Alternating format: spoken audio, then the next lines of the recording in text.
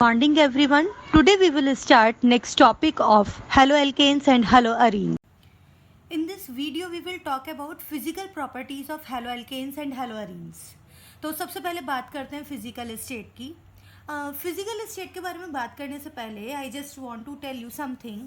जैसे जैसे molecular mass बढ़ता जाता है फोर्सेस ऑफ अट्रैक्शन बढ़ते जाते हैं. ये बात तो पता है. इट्स मीन कि अगर फोर्सेस ऑफ अट्रैक्शन बढ़ रहे हैं तो gases state will convert into the liquid state and liquid state will convert into the solid state. तो हम ये बात कह सकते हैं कि लोअर मेंबर्स जो हैलोअल्केन्स के हैं वो गैसियस स्टेट में होना चाहिए. जैसे जैसे इनका मास बढ़ना चाहिए गैसियस स्टेट से ये लिक्विड स्टेट में कन्वर्ट हो जाना चाहिए और फाइनली सॉलिड स्टेट में कन्वर्ट हो जाना चाहिए. तो यही चीज़ यही रूल हम यहाँ अप्लाई कर रहे हैं फिजिकल स्टेट पर. Lower members of haloalkanes are gases. कब तक? जब तक कि कार्बन अप्रॉक्स 4 है, like methane, ethane, propane, butane, like this means उनके हैलोजन डेरिवेटिव्स. अब इंटरमीडिएट मेंबर्स की बात करते हैं तो intermediate members are liquid while higher members are solid. अब यही बात अगर हम हैलोअरीन्स की करते हैं तो हैलोअरीन्स मीन्स जो अगर आप सिंपली देखो दीज आर C6H5X. अगर मैं बात करती हूँ तो हैलोअरीन इज दिस वन. अब यहाँ पर ऑलरेडी अगर हम कार्बन काउंट करते हैं it is minimum 6 carbons in this case. तो अगर हैलोअरीन्स की बात की जाए तो ऑलरेडी यहाँ पर नंबर ऑफ कार्बन एटम्स ज़्यादा है. तो हम क्या कह सकते हैं दीज एग्जिस्ट इन लिक्विड और इन सॉलिड स्टेट. तो फिजिकल स्टेट के लिए सिंपली आप ध्यान रखेंगे कि लोअर मेंबर्स ऑफ हैलोअल्केन्स गैसेस हैं, इंटरमीडिएट मेंबर्स लिक्विड हैं और हायर मेंबर्स सॉलिड हैं. और इस बात को हम प्रूव कर सकते हैं on the basis of forces of attraction which increases as molecular mass increases. Now come to the colour. अगर आप प्योर स्टेट की बात करते हो तो प्योर स्टेट में all the haloalkanes are colourless, कोई कलर इम्पार्ट नहीं करते. बट ब्रोमाइड और आयोडाइड अगर लाइट की प्रेजेंस में इन्हें देखा जाए तो ये एक स्पेसिफाइड कलर देते हैं. तो सिंपली फॉर्म में हम कह सकते हैं कि in pure state haloalkanes are colourless but bromide and iodide are colored in presence of light. You have to remember it. It's simple. Next point, and it is very very important, and so many reasoning questions come from this topic: melting point and the boiling point. Actually melting point और boiling point की अगर हम बात करते हैं तो सबसे पहले हमें ये जानना है कि हैलोअल्केन्स जो बन रहा है एक पर्टिकुलर हाइड्रोकार्बन से तो वहाँ पर पोलैरिटी डिफरेंस क्या है. लेट सपोज अगर मैं यहाँ पर बात करती हूँ मीथेन और मीथेन का लेट सपोज हैलोजिनेशन कराया गया इन प्रेजेंस ऑफ लाइट और something else, it gives out halomethane like this. अगर मैं यहाँ क्लोरीन से कराती तो क्लोरोमीथेन, ब्रोमीन से करवाती तो ब्रोमोमीथेन. ओके. अब क्या यहाँ पर जो इलेक्ट्रोनेगेटिविटी डिफरेंस कार्बन और हाइड्रोजन के मिड है और यहाँ कार्बन और हैलोजन के मिड है, both the electronegativity differences are same? No. There is difference in electronegativity. It means carbon and halogen electronegativity difference is more in comparison to the carbon and hydrogen. और जब ये electronegativity difference higher है it means it is more polar. This one is polar in nature. अब यहाँ पर बात आ जाती है कि हैलोअल्केन्स आर पोलर इन नेचर. और अगर ये पोलर है नेचर में तो पोलर होने का means more dipole dipole interactions. Let suppose अगर मैंने ये कहा कि these are polar in nature, CH3 Cl की ही बात कर लेते हैं. It develop partial negative charge and this alkyl group develop partial positive charge. These are polar. One more group is there CH3 Cl, this one. अब यहाँ पर एक डाइपोल डाइपोल इंटरेक्शन अराइज हो जाएगा. There is the dipole dipole interaction and we know that जितना ज़्यादा polarity difference होगा उतना ही डाइपोल डाइपोल इंटरेक्शन अराइज होगा. और more the dipole dipole interaction means more intermolecular forces of attraction. और जितना ज़्यादा ये फोर्स ऑफ अट्रैक्शन हाई है we required more energy to break this force of attraction, or we can say that boiling point will be high. Got my point? मैं क्या बताना चाह रही हूँ मीन्स मैं ये कहना चाह रही हूँ कि हैलो एल्केन्स मोर पोलर हैं, जिसकी वजह से in comparison to their hydrocarbon, respective hydrocarbon, parent hydrocarbon, और इस पोलैरिटी की वजह से डाइपोल डाइपोल इंटरेक्शंस डेवलप हो रहे हैं, और जितना ज़्यादा पोलैरिटी डिफरेंस होगा उतना ही डाइपोल डाइपोल इंटरेक्शंस हायर होंगे, और higher dipole interaction means more energy required to break these forces of attraction. It means boiling point will be high. That's clear. तो यहाँ पर एक छोटी सी हमने बात की है जो डिपेंड करती है पोलैरिटी पर. अब इसी पोलैरिटी की बात करते हुए हम आगे बात करते हैं next, van der Waals forces of attraction. Actually van der Waals forces of attraction depend करता है सरफेस एरिया पर. जितना ज़्यादा सरफेस एरिया होगा मॉलिक्यूल का उतना ही ज़्यादा वॉन्डरवॉल फोर्सेस ऑफ अट्रैक्शन होंगे. और हम सेकेंडली बोल सकते हैं van der Waals forces of attraction depend करते हैं मॉलिक्यूलर मासेस पर भी. इट मीन्स सिंपली हम ये कह सकते हैं van der Waals forces of attraction directly depend upon the molecular mass. अब van der Waals force of attraction molecular mass पर डिपेंड कर रहा है. इसका मतलब जितना ज़्यादा मॉलिक्यूलर मास होगा वहाँ पर उतना ही ज़्यादा van der Waals forces of attraction develop होगा.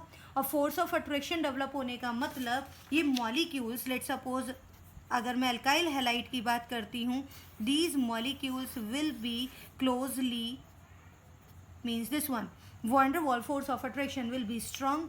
और अगर ये van der Waals force of attraction high है तो हमें हायर अमाउंट ऑफ एनर्जी का रिक्वायरमेंट होगा इस फोर्स ऑफ अट्रैक्शन को ब्रेक करने के लिए और इन मॉलिक्यूल्स को सेपरेट करने के लिए. It means they will get converted into the gaseous state. अभी ये लिक्विड स्टेट में, जब ये फोर्स ऑफ अट्रैक्शन ब्रेक होगा ये मॉलिक्यूल्स दूर दूर चले जाएंगे, ये कन्वर्ट हो जाएगा गैसियस स्टेट में. तो हम सिंपली कह सकते हैं कि जितना ज़्यादा मॉलिक्यूलर मास है उतना he won der Waals forces of attraction है और उतना ही ज़्यादा बॉइलिंग पॉइंट है. तो यहाँ पर इस बेसिस पर हम बहुत सारे रीजनिंग क्वेश्चंस को सॉल्व कर सकते हैं. देखिए, फॉर सेम एल्काइल ग्रुप, अभी मैंने ये बोला है सेम एल्काइल ग्रुप, अगर एल्काइल ग्रुप सेम है तो हैलोजन एटम का साइज हम चेंज कर सकते हैं. इसका मतलब boiling point increase with the increase in size of halogen atom. मैं यहाँ क्या कहना चाहती हूँ, लेट सपोज मैं बात करती हूँ मिथाइल के साथ बात करते हैं. Methyl fluoride, methyl chloride, methyl bromide and methyl iodide. अभी हमने बोला कि जैसे जैसे मॉलिक्यूलर मास बढ़ता जाएगा von der Waals forces of attraction बढ़ता जाएगा, सरफेस एरिया बढ़ता जाएगा. अब look at this, in all these examples alkyl group is same, methyl group, but fluoro, chloro, bromo, iodo, as the size of the halogen atom increase, it means surface area increase, van der Waals forces of attraction increase, और you can say molecular mass increase. अगर फ्लोरो, chloro, bromo, iodo को देखते हैं तो हम regularly देख रहे हैं मॉलिकुलर मास बढ़ रहा है, और अगर मॉलिकुलर मास बढ़ रहा है इट मीन्स वॉन डर वाल फोर्स ऑफ अट्रैक्शन बढ़ रहा है, एंड सिंपली वी कैन से कि बॉइलिंग पॉइंट भी इंक्रीज हो रहा है. तो मैनर क्या हो जाएगा, फ्लोरोमीथेन, उससे higher boiling point chloromethane, then bromomethane and then iodomethane, this one. Now come to the next example for same halogen atom. कुछ कंडीशन ये भी तो हो सकती है कि हैलोजन एटम सेम हो. Boiling point increase with the size of alkyl group. अब यहाँ पर किसके साथ डील करना है, हमें एल्काइल ग्रुप के साथ. Let suppose I am talking about the methyl chloride, हमें हैलोजन सेम रखना है. Ethyl chloride, propyl chloride, butyl chloride, like this. Now look at this. This halogen atom is same in all these examples, but length of alkyl group increases. It means surface area and molecular mass both increases. इसका मतलब van der Waals forces of attraction increases, and finally we can say that boiling point also increases. तो यहाँ पर boiling point increase manner is this one. अब यहाँ पर एक और चीज़, एक और रीजनिंग बनती है, वो रीजनिंग बनती है आइसोमेरिक एल्काइल हैलाइड्स की. अभी आइसोमेरिक एल्काइल हैलाइड्स का क्या मतलब है, I take example of chlorobutane, means this one, CH3, CH2, CH2, CH2Cl. इसको मैं इस तरह भी लिख सकती हूँ, CH3, CH3, CH2Cl. This is also isomer. और मैं इसे ऐसे भी लिख सकती हूँ, CH3, C, CH3, CH3 and Cl. All these are the isomers of each other. अब देखो जरा यहाँ पर इसका सरफेस एरिया देखो और ये वाला सरफेस एरिया देखो. Out of these two which is larger? Definitely this surface area is high. अब यहाँ पर मॉलिक्यूलर मास का तो कॉन्सेप्ट ही नहीं है because all have same molecular mass. But surface area तो हम देख सकते हैं ना. Out of these two which has higher surface area? This one has higher surface area. अब यहाँ पर ये 2D लिखा हुआ है, इसको देख करके ऐसे क्लियर नहीं होता, but however it's surface area is too much in comparison to this example. तो हम ये कह सकते हैं जैसे जैसे ब्रांचिंग इंक्रीज हो रही है, ब्रांचिंग इंक्रीज होने से सरफेस एरिया मॉलिक्यूल का कम होता है.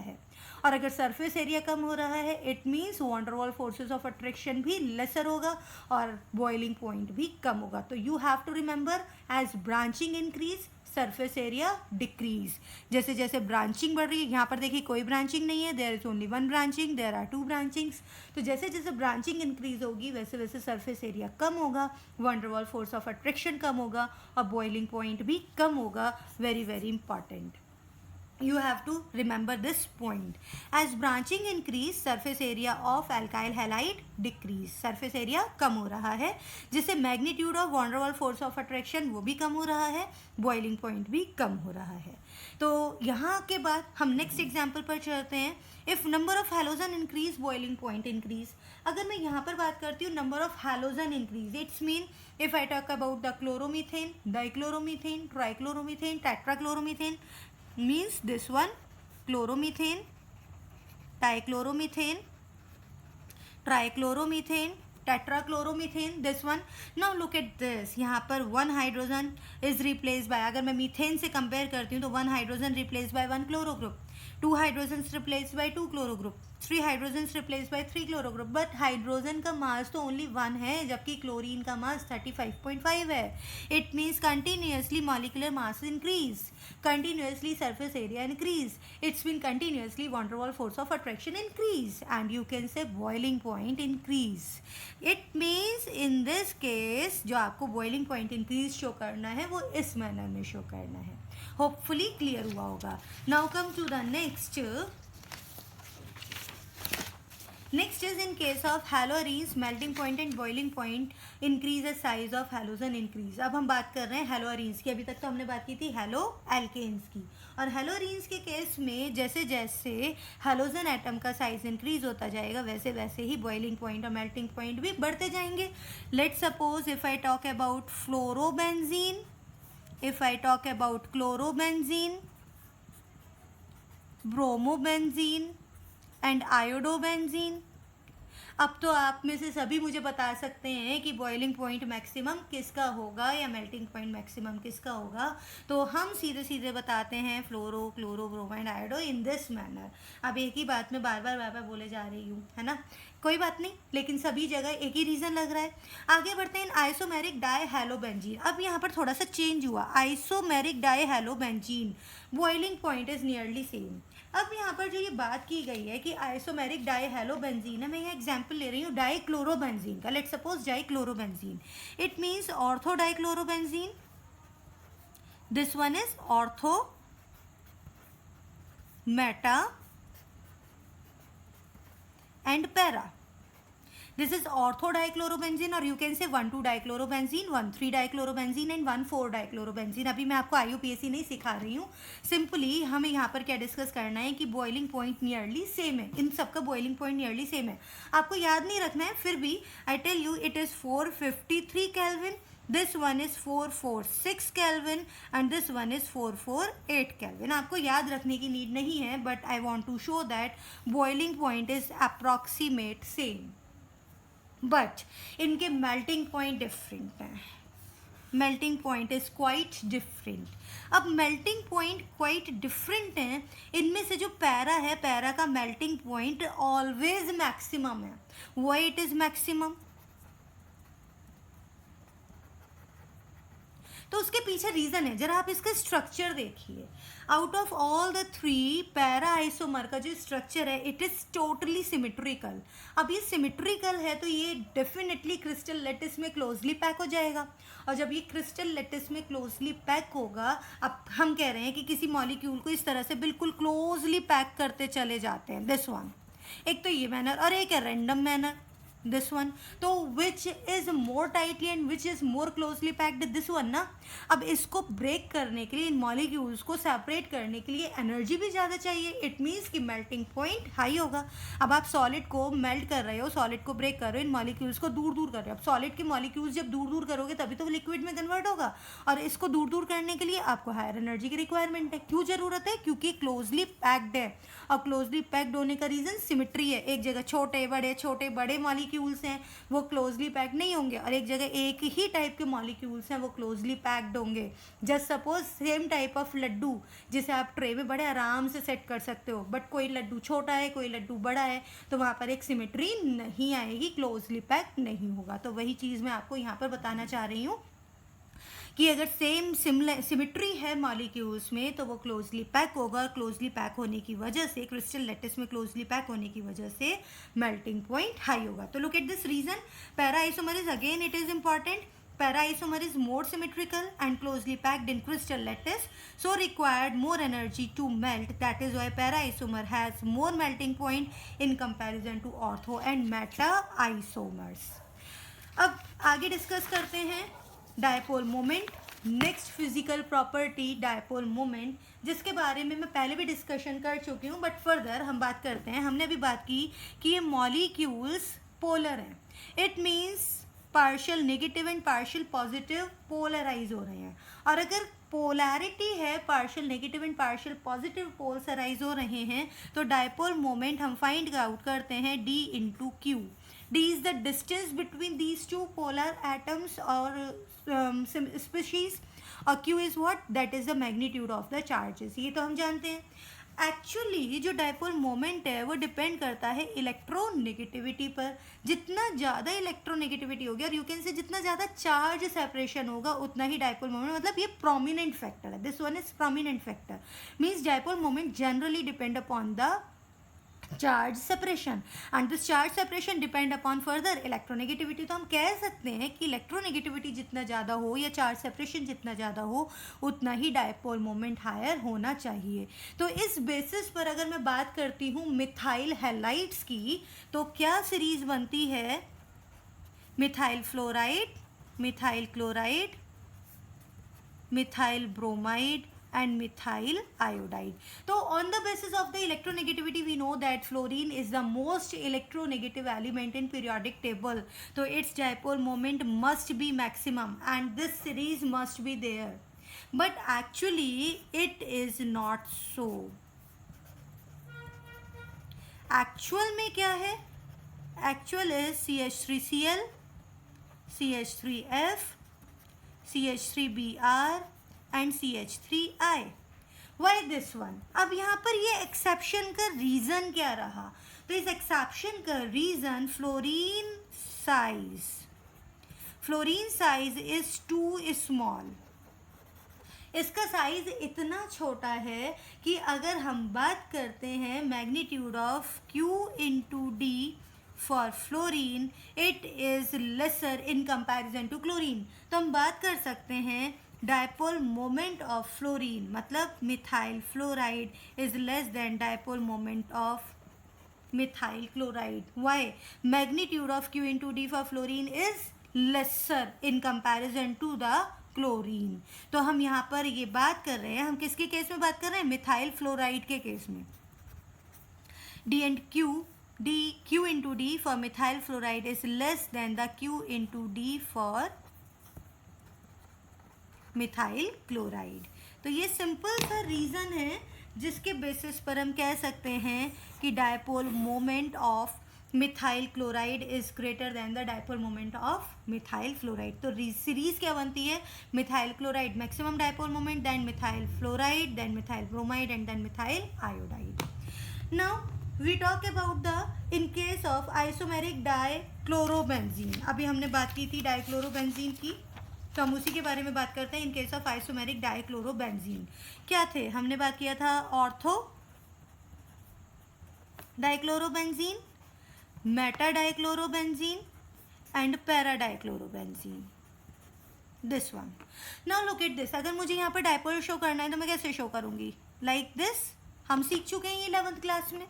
यहाँ पर शो करना है दिस वन, ठीक है, ऐसे ही यहाँ शो कर सकते हैं हम दिस वन। अब यहाँ पर जो हमने डायपोल शो किया है, these dipoles are exactly opposite and equal in amount. अगर ये दोनों ही डायपोल ऑपोजिट और इक्वल हैं, it means its dipole moment is zero. तो पैरा आइसोमर अगर दोनों ही हैलोजन सेम है, अब यहाँ पर डाई क्लोरोबेंजीन की बात हो रही है या डाई ब्रोमोबेंजीन होता या डाई आयोडोबेंजीन होता, मीन्स सिमिलर हैलाइड्स होते, तो उस केस में equal and opposite dipole will cancel two each other, that's why dipole moment will be zero. तो हम यहाँ क्या बता सकते हैं, equal and opposite dipole cancel two each other, क्योंकि इक्वल और अपोजिट डायपोल एक दूसरे को कैंसिल कर रहे हैं, दैट्स वाई पायरा isomer has zero dipole moment. But अगर हम बात करते हैं ऑर्थो एंड मेटा आइसोमर्स की, तो मेटा और ऑर्थो आइसोमर्स, मतलब ऑर्थो एंड मेटा आइसोमर्स में हमें क्या देखना होता है, एंगल। जैसे जैसे डायपोल मोमेंट डिक्रीज होगा, जैसे जैसे ये एंगल इंक्रीज होगा। मीन्स अगर ऑर्थो और मेटा आइसोमर्स की बात करते हो, तो meta isomers has larger angle between two halogen atoms in comparison to the ortho isomer. Angle increase, it means dipole moment decrease. So which has maximum out of the ortho and meta? Ortho has higher dipole moment in comparison to the meta isomer. So you have to remember, ortho dichlorobenzene has more dipole moment in comparison to the meta dichlorobenzene. तो हमें चीज़ें जो ध्यान रखनी है वो ध्यान रखनी है, पैरा आइसोमर है zero dipole moment in case of dichloro या डाइब्रोमोबेंजीन, मीन्स डाई हेलोबेंजीन, और जहाँ पर दोनों ही हैलाइड सेम टाइप हो, ठीक है। ऑर्थो एंड मेटा में से if angle between the two halogen atom increase, their dipole moment decrease. तो out of ortho and meta which has higher dipole moment, definitely ortho has higher dipole moment. Now next property is solubility, and again it is very important. अभी हमने बात की कि halo alkanes and halo arenes polar है nature में। अगर मैं बात करती हूँ RX हेलो एल्केन्स की, तो it is polar in nature, और अगर ये पोलर है तो डेफिनेटली पोलर सॉल्वेंट में ये सॉल्युबल होना चाहिए, बट एक्चुअल में ऐसा नहीं है। It is insoluble in polar solvent. It is the main question why it is insoluble in polar solvent while these are already polar in nature। तो इसके लिए हम बात करते हैं कि ये रीज़न पोलर होते हुए भी वाटर या फिर किसी अदर पोलर सॉल्वेंट में सॉल्युबल क्यों नहीं है। तो उसके लिए देखते हैं। लेट सपोज मैंने बात किया RX, तो यहाँ पर डायपोल डेवलप हुआ इस तरह से, ऐसे ही another molecule of RX again dipole develop हुआ। It means I can say there is a dipole interaction between the alkyl halides, okay, और you can say halo alkanes. तो हेलो एल्केन्स में क्या चीज़ डेवलप हो रही है, यहाँ पर हो रहे हैं dipole interactions which are already strong bonds. अब हमने क्या किया, इसको वाटर के साथ हमें डिजोल्व करना है, H2O, you know that H2O, this one, partial negative and partial positive, again oxygen, partial negative and partial positive, but we know that in case of H2O there is hydrogen bonding like this, और जब यहाँ पर hydrogen bonding है और साथ ही साथ intermolecular, आप polar हैं तो डायपोल इंटरेक्शन होगा ही होगा। तो वाटर के केस में हमें क्या नज़र आ रहा है, there is strong H bonding, it means hydrogen bonding plus dipole interaction,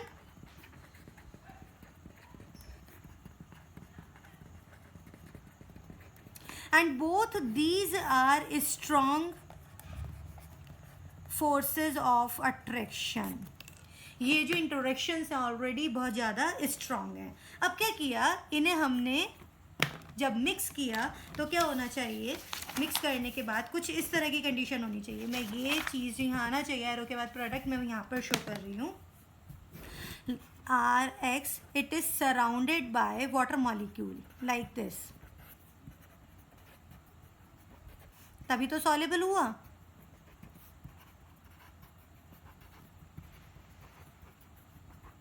it means new forces of interactions will be developed. अब यहाँ पर जो new forces of interaction develop हो रहे हैं वो हो रहे हैं अल्काइल हैलाइड्स और you can say hello alkanes और वाटर के मिड। तो ये है new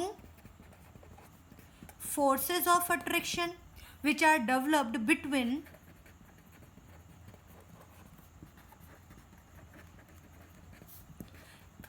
hello alkane and water और you can say haloarene and water. Okay, अब यहाँ पर जो क्वेश्चन आ रहा है, जो मेन पॉइंट है वो ये है कि जो इंटरेक्शन डेवलप हुए these are weaker, it means less energy released. मतलब जो ये नए इंटरेक्शन बन रहे हैं उनसे एनर्जी रिलीज कम हो रही है, इतनी कम हो रही है this energy is not sufficient to break these strong bonds. अब सॉल्युबल होने के लिए क्या जरूरी है? सॉल्युबल होने के लिए जरूरी है कि यहाँ से higher amount of energy release होना चाहिए था, इतना एनर्जी रिलीज होना चाहिए था कि ये ऑलरेडी जो रिएक्टेंट मॉलिक्यूल्स के मिड बॉन्डिंग है उसको ब्रेक कर सकें। बट आफ्टर द सॉल्युबिलिटी जो एनर्जी रिलीज हो रही है it is in lesser amount and it is not sufficient to break the bonds already present between the reactant molecule. और अगर ये बॉन्ड ब्रेक नहीं होगा तो सॉल्युबल कैसे होगा? ओके जब ये इंटरेक्शंस ही सेपरेट नहीं होंगे तो ये सॉल्युबल कैसे होंगे? नहीं होंगे। तो यही रीज़न है कि halo alkanes and halo arenes polar होते हुए भी पोलर सॉल्वेंट्स में सॉल्युबल नहीं हैं।